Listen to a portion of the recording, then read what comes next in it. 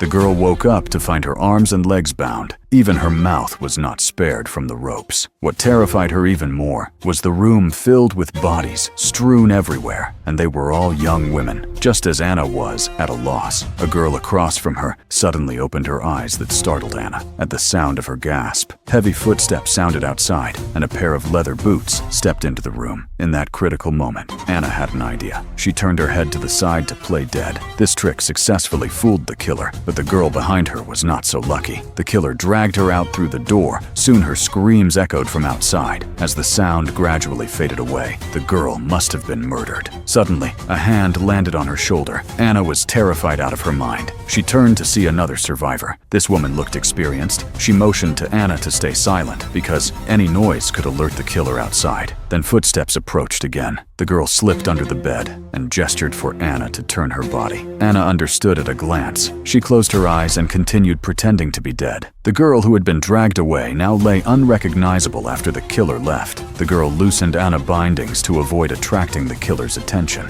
They remained silent. All they needed now was to escape this nightmare place as fast as possible. They helped each other to stand. They hurried to the door and frantically turned the handle, but the door would not open. Instead, it drew the killer's attention as the killer picked the lock. They were instantly terrified out of their minds. They instinctively ran into the small room to hide. Anna was already frozen with fear. The girl frantically searched around for something to defend herself when their plan fell apart. She could only crouch on the floor with her head in her arms and sob. Then the killer rushed in and dragged the girl away at the sound of the girl's screams. Anna covered her mouth in terror as she awaited death.